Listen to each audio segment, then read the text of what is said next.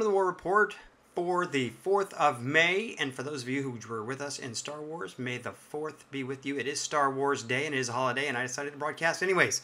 I took time from, getting away. My daughter's sick, so I can't actually sit down and watch any of the Star Wars films because we've been watching Frozen and Shrek and The Little Mermaid and all those other good things that cheer kids up when they're not feeling well.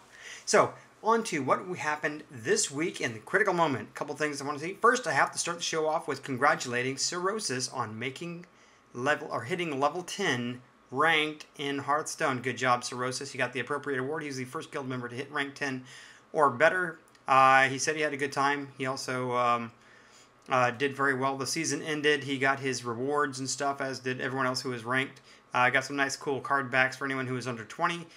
There is a new season that has started. It started on May 1st, and for those of you looking to join into Hearthstone, go ahead and jump in there. Friend us if you haven't already friended us. Jump in, play some played stuff, jump into ranked, do whatever, have some fun. Jump in Mumble now. Big announcement. That's right. This week we shifted to Mumble. We thought that it would be... It's a more widely accepted voice over IP program than TeamSpeak seems to be. We're getting a little less resistance in the World of Warcraft when we're making our pugs and putting together for flex raids and everything else, as everyone basically just has to enter the new IP address, or the new address, and our password, and then they're in, and you're good to go. After that, certificates, everything should have transferred over. All you have to do if you were a previous critical moment user of TeamSpeak and you had your password and everything all set is pretty much just download Mumble and load in. So that's there. All right, I'd like to say nice work to the World of Warcraft raid team this week, who went into flex mode, and for the third week in a row, we dropped 3 new bosses we hadn't seen in flex mode. This week we dropped Malkarok, we cleared the Spoils of Pandaria, and then we finished with Thok the Bloodthirsty. Now, I have to say, it was a good, fun night. It was a great progression night for all of us, as we, it isn't that we're learning the fights, we've seen them before, but when you move out of LFR level up into the flex and normal level, you got to pay more attention to the mechanics, and it's a little bit less forgiving. So it was good. It was fun. We had a good time learning all 3 of those fights, because it was the second time that we had seen Malkarok, but it's the first time that we had seen the Spoils of Pandaria or Thok the Bloodthirsty on this level. We're looking forward to seeing them in normal. Speaking of normal, Thursday we went into normal mode, Siege of Orgrimmar. Of course, we cleared Wing 1. We usually don't have any problems with those first 4 bosses anymore.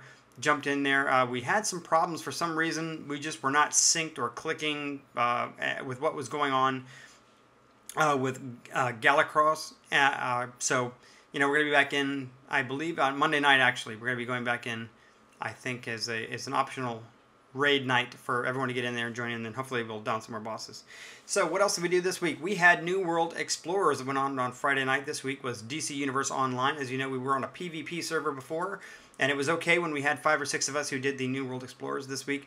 Fracker joined us, downloaded the game, leveled up, and was ready to go. We're going to do some instances, and it was myself and Fracker, and as Greer wasn't able to join us as he usually does. Cash didn't join us as he does sometimes. Moving to Friday nights kind of conflicts with his Magic playing. Or Magic tournaments that he plays in. And so we had fewer people, which meant the PvP server was a little more rough. At the end of the night, we decided to wrap it up. We shifted over to Villains. So next time this comes around, I think is July, we'll be playing Villains PvE side, because we're tired of being ganked in DCUO by level 30s who have nothing better to do because there's not really much in-game content, I guess. I don't know. We had fun. We wanted to run the instances. We didn't get a chance to do that. Queues never popped. And then once it became a gank fest at every single spawn zone, it stopped being fun.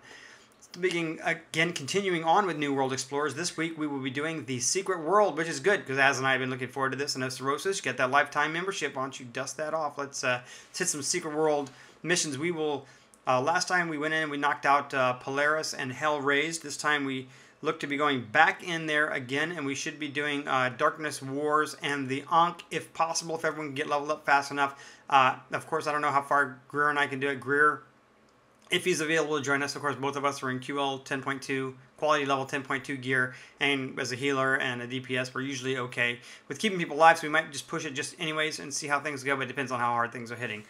If not, we will jump back and we will run Polaris and Hell Raised again. They're fun instances, good quick run through. Again, beautiful when you get inside, and the mechanics are boss mechanics as they are in most of the raids. So join us this Friday night at 9 o'clock Central for the Secret World. Let's go kill some zombies and undead and other kind of fun stuff. So, what else has been going on this week? Well, Tempest, oh my goodness, holy crap. You know, you change your name and you move over and you still can't get everything right. I blame Zodiac on that one because I looked over and his signature still says Tempest in Star Wars, because I guess that's what we still are there. Shifting over to what else have we been doing this week? We posted some recruiting threads up on... No, not World of Warcraft. I don't know what Greer's doing on that. But in ArcAge. And there are a few of us who have now gotten into the beta, actually, or the alpha, excuse me. I think there's at least 8 Critical Moment members who were in Critical Moment, and we've recruited a few more who are in the alpha. I'd like to welcome Devil Dog, Dimite, Cedar, Arcraven, Shill, Zarek, Airhammer, Rev, Harbor, and Isaac, of course, are old-time community members who have joined us as well. And we're all in ArcAge, having a blast, mixing, matching the classes, learning the mechanics, doing the crafting, and all the other things in there. It's an amazing game. It looks amazing. The systems that are in place are outstanding. When you hit level 30, it does become straight up open world PvP, and sometimes it becomes a gank fest, and you kind of just have to, you kind of move your play around. You do adjust to that. If you go in knowing the rules, it's not that bad at all. You know, if there starts to be a Zerg of 50, 60, 70 people rolling through a zone, might be a good time to go do some crafting, or gathering, or mining, or build a house, or your boat, or any of that other stuff. I mean, there's plenty of things to do in the game. Right now, everyone's still learning it. There are 120 different class combinations for you to join into. I did get my ship. That's right. So Critical Moment has the first ship in the game. We made our maiden voyage last night to complete the banana trade run. That's right, the banana trade. We ran bananas from one continent to another, and I now have am the proud owner of the schematic for the large farm, of which now I have to gather more lumber. So, other than that, so if you're looking for something new, you want to check it out. I mean, it's a lot of money to put down for the alpha, but the beta is coming in June, and you can jump into that for as little as $50. I think it's $50 and $99 of the 2 versions to get in. They'll guarantee you access in the beta, which is again starting in June. And you can come in and join us. The people who I would really like to join us, since looking at the guild and the way the whole thing works with interoperability, is all those people who keep sending me game invites on Facebook that I keep defriending. I think I'm going to start inviting them back. So Cash, you can friend me again, and I will actually, I'll chat and we can talk. And I don't know that I'm going to join you in Farmville on Facebook, but hey, you can join me in ArcAge and you can farm away. And so, I mean, look forward to that. Maybe I can get that. Now, if I can get if I can equate mining to Candy Crush, I'll probably pick up 30 or 40 other guild members to come in and join me. So that's what's been going on this week. Lots of ArcAge going on. Lots of World of Warcraft going on. There are a couple of new recruits. Was it Northrend? I think it was our North Ward? North something guy. Sorry about that. Joined us last night in Mumble. So we've got a couple of new World of Warcraft players going on as we move towards the expansion and launch and everything. Greer has some interesting posts up. Make sure you check those out on what to do and how he kind of explains it or lays out how Blizzard explains how you get your tickets to BlizzCon this year.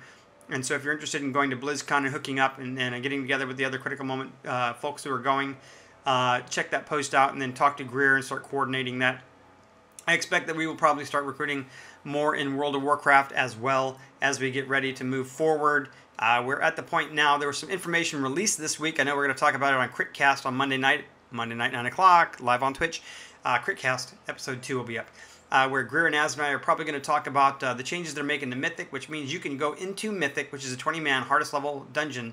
As soon as you hit that max level, you can go in there in your blues. That's right, your quest blues, and you can go in. There are no lockouts. You don't have to clear normal. You don't have to clear hard. You can go straight into Mythic. So those of you who are working on Mythic teams, and it's been done, if you think about the World First, those are done in greens and blues for the World First boss kills, and those guilds are just that good. And what it is, team synergy. In all the games you're playing, whether it's ArcAge or World of Warcraft, team synergy is important. And so if you get in now and start raiding, start really learning your class and how you work well with others, you will do well in both the World of Warcraft on the raid team, and you'll make the Mythic team. And in ArcAge, you will definitely be an asset into team PvP and naval combat. So it's been a great week in gaming this week. I look forward to seeing you all in Mumble. That's right, join us in Mumble. And we'll see you this week in game. Stop by, say hi. If you have any questions on ArcAge, make sure you jump into the channel and ask me. I've done a lot of the things that you can do in the game. I'm almost level 40. Level cap is 50.